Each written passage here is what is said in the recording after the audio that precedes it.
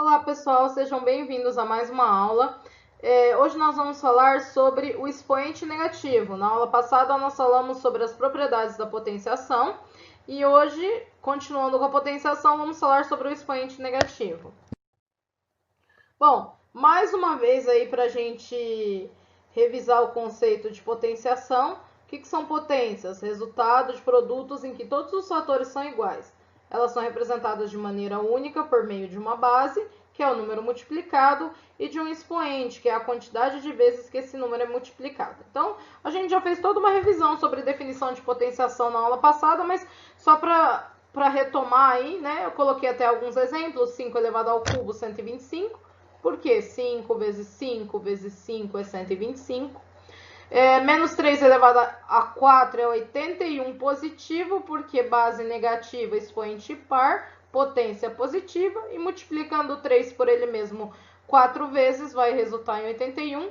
E também relembrando aí do todo número elevado a zero é 1, né? 12 elevado a zero é 1.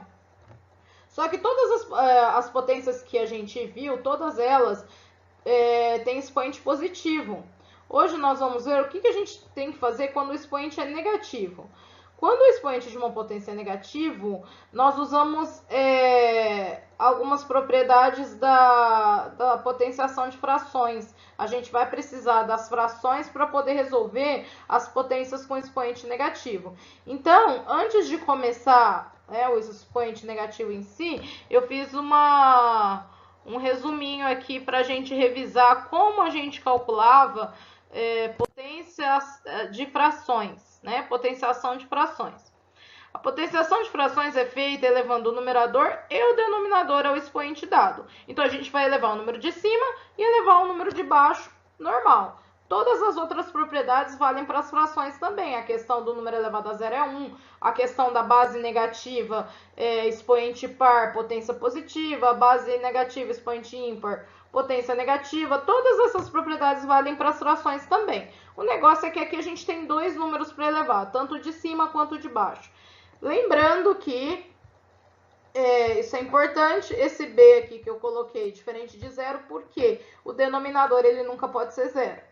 Tá? Não existe divisão por zero, então a fração não pode ter denominador zero. Bom, então se eu tiver a sobre b elevado a n, é a mesma coisa que a elevado a n sobre b elevado a n. Aí eu coloquei alguns exemplos aqui, ó.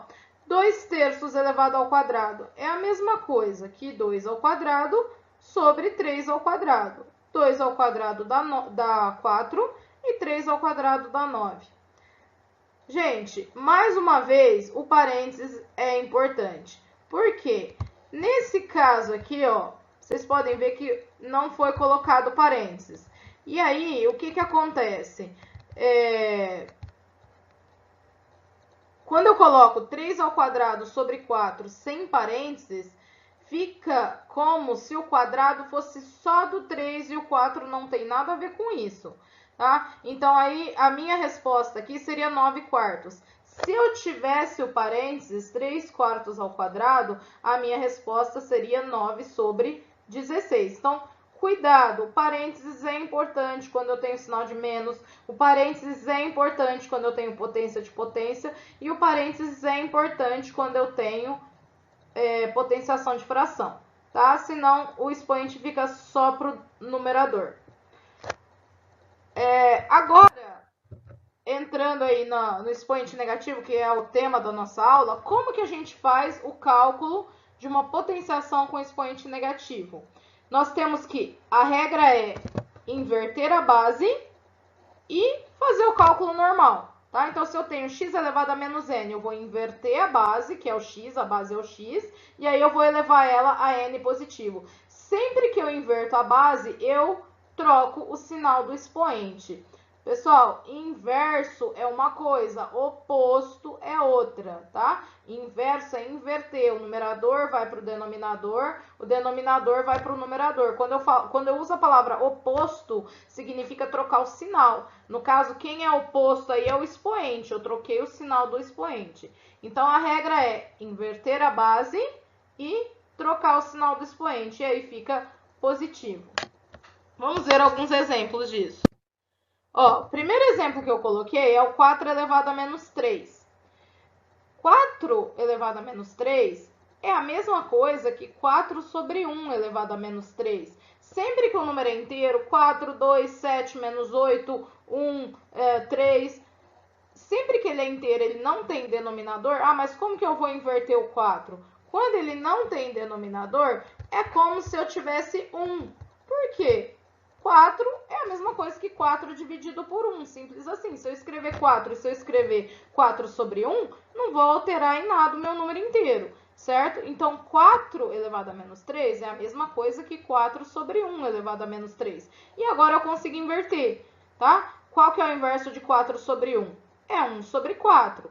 Como eu inverti a base, o meu expoente, que era negativo, passa a ser positivo. Então, ele passa a ser 1 quarto elevado a 3. Então, sempre que não tiver nada embaixo, sempre que eu não tiver denominador, eu vou colocar o número 1. 1 quarto elevado a 3 é a mesma coisa que 1 elevado a 3 sobre 4 elevado a 3. E isso resulta numa potência de 1 sobre 64. Até porque 1 elevado a qualquer número é sempre 1, tá? E 4 vezes 4, 16, vezes 4, 64. Essa passagem aqui, ó, a gente não precisa ficar fazendo ela, tá? Eu fiz aqui só para vocês entenderem o processo, tá? Mas a gente poderia ter colocado, a gente poderia ter colocado o resultado direto. Bom, próximo exemplo. Esse outro exemplo que eu tenho aqui, 8 nonos elevado a menos 2. Nesse caso, eu tenho numerador, eu tenho denominador. Então, eu não preciso do 1. Eu vou inverter o 8 nonos, vai ficar 9 oitavos. O menos 2 passa a ser 2 positivo. E aí, eu vou ter 9 ao quadrado, 81. 8 ao quadrado, 64. Tá? Outro exemplo, aqui, gente, não sei se está dando para enxergar, mas é menos 3, tá? 3 quartos elevado a menos 3. Mesma coisa, eu vou inverter a base, 3 quartos passa a ser 4 terços, o menos 3 passa a ser positivo aqui, o expoente positivo. 4 elevado a 3, eu tenho que 4 vezes 4 é 16, vezes 4, 64. 3 vezes 3 é 9, vezes 3 é 27, tá? Lembrando que a regrinha da base negativa, expoente par, resultado positivo, também vale aqui. Ó, eu tenho menos 2 terços elevado a menos 4. Eu vou inverter a base, mas em momento nenhum eu vou trocar o sinal da base. A gente só troca o sinal do expoente. Então, menos 2 terços, quando eu inverto a base, passa a ser menos 3 meios. O menos continua. Como está elevado a 4 e o 4 é um número par, então a minha potência, nesse caso, vai ser positiva. 3 elevado a 4 é 81 e 2 elevado a 4 é 16. E por último aqui, ó, as potências de 10. Nós vemos as potências de 10 com expoente positivo.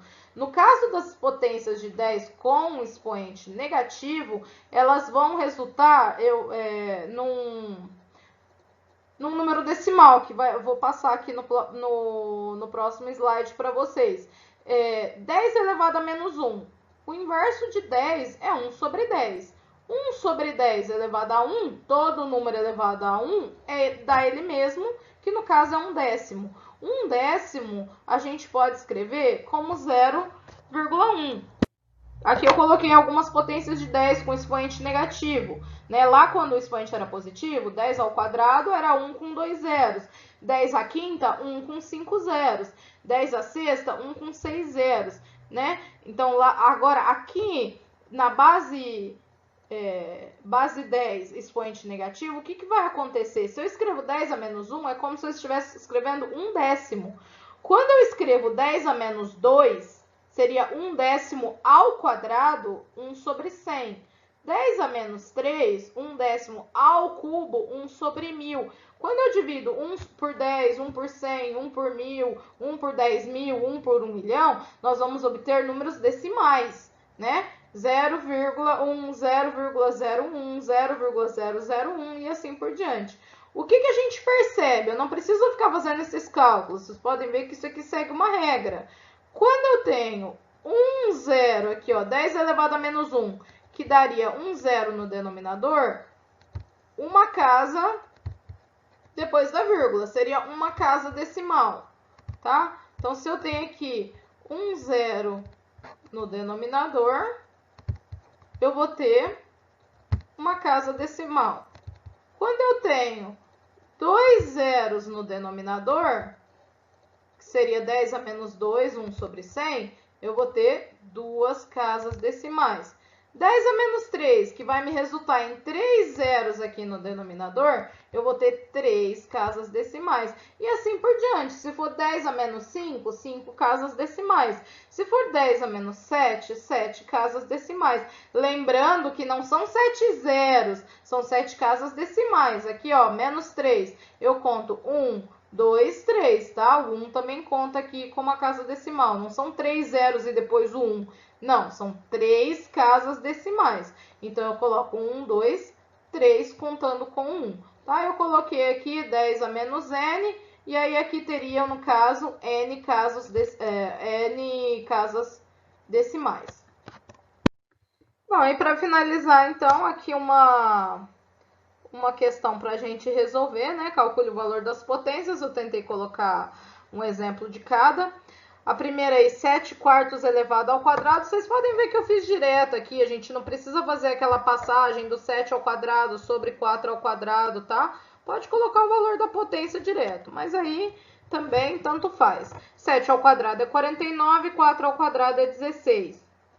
O segundo exemplo, menos 1 sexto ao cubo. Então, menos 1 sexto, como a base é negativa, o expoente é ímpar, a potência vai ser negativa.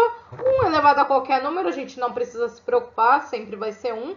E aí eu vou ter 6 elevado ao cubo, 6 vezes 6, 36, vezes 6, 216.